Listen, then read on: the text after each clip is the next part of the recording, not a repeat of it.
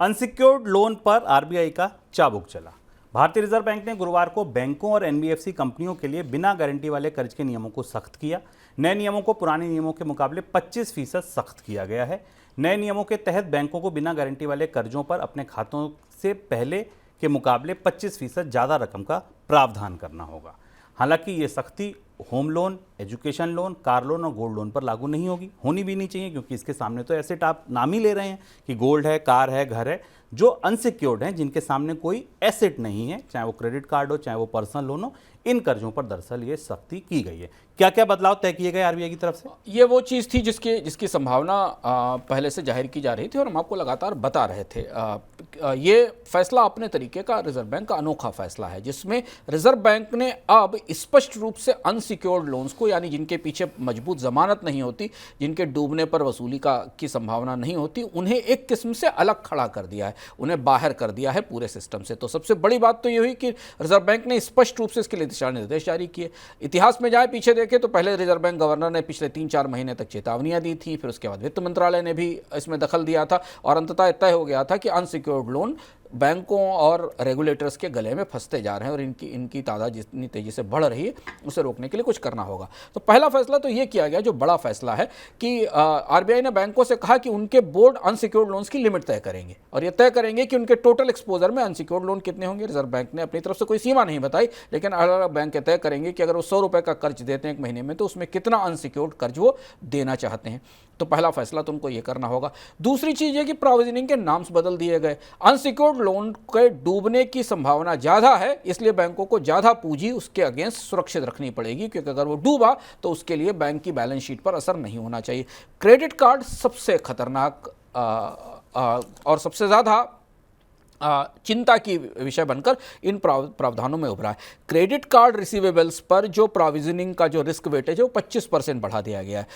125% था जो credit card के ऊपर कमर्शियल बैंक्स के लिए था और 100% था एनबीएफसीज के लिए। इनमें दोनों में बढ़ोतरी कर दी गई है। एनबीएफसीज के लिए थोड़ा रिस्क वेटेज ज़्यादा बढ़ाया गया। ऐसा इसलिए किया गया क्योंकि ज़्यादातर इस तरीके के जोखिम भरे लोन में, पर्सनल लोन और क्रेडिट कार्ड लोन में एनबीएफसीज आगे हैं, वो बैंकों से कर्ज लेती हैं और आगे देती हैं। और इसके साथ ही भारतीय बैंकिंग व्यवस्था में अब ये स्पष्ट रूप से इस बात की शुरुआत हो गई है कि बैंकों को संकेत दिए जा रहे हैं कि वो अनसिक्योर्ड क्रेडिट देने में हिचकें, क्रेडिट कार्ड, पर्सनल लोन को डिस्करेज करें। सर, क्यों पड़ी ये सब करने की जरूरत? खतरा यह है कि पिछले 1 साल के भीतर भारत में जो क्रेडिट की सबसे बड़ी ग्रोथ दिखाई दी है वो अनसिक्योर्ड क्रेडिट के लोन में और पर्सनल क्रेडिट में दिखाई दी है। अब इसमें कई सारे जो आंकड़े हैं शुभ, वो एक दूसरे को कंट्राडिक्ट करते हैं। भारत में बचतों में तेज गिरावट है, इनकम की ग्रोथ कम है।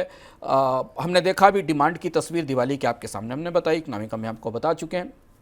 इस सब के बावजूद लोग कर्ज ले रहे हैं और कर्ज लेकर खरीद रहे हैं। एक पक्ष उसको देखने का हो सकता है कि भारत का क्रेडिट बूम है, लेकिन इस क्रेडिट बूम के पीछे कोई सिक्योरिटीज नहीं है। इस क्रेडिट बूम के पीछे जो लोग कर्ज ले रहे हैं उनके कोई निर्धारित इनकम नहीं है, उनके पास कोई रेगुलर सैलरीज का स्ट्रक्चर नहीं है और ऐसे लोग मोबाइल फ़ोन के लिए, बाइक के लिए, बाकी चीज़ों के लिए कर्ज ले रहे हैं या उनको बैंक जो क्रेडिट कार्ड दे रहे हैं उस पर फिनांस कर रहे हैं।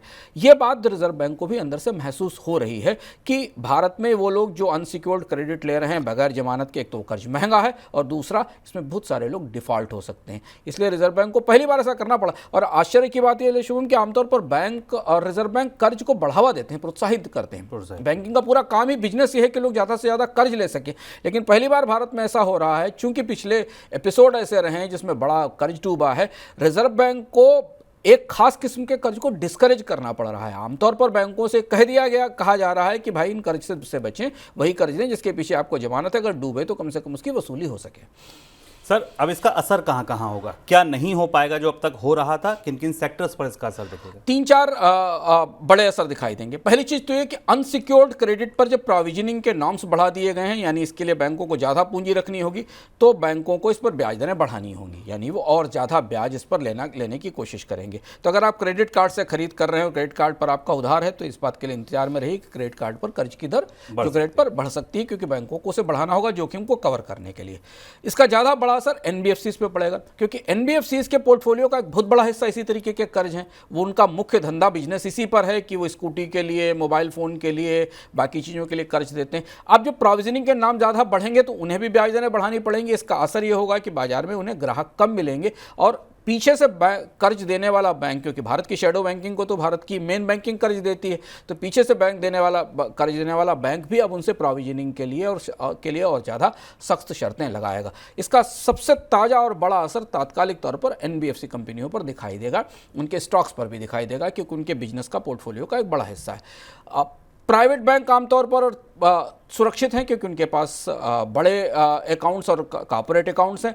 सरकारी बैंकों का थोड़ा मिला जुला नज़रिया रहेगा, लेकिन ओवरऑल पर्सनल लोन और क्रेडिट कार्ड के महंगे होने की संभावना यहाँ से बनती दिखाई दे रही है।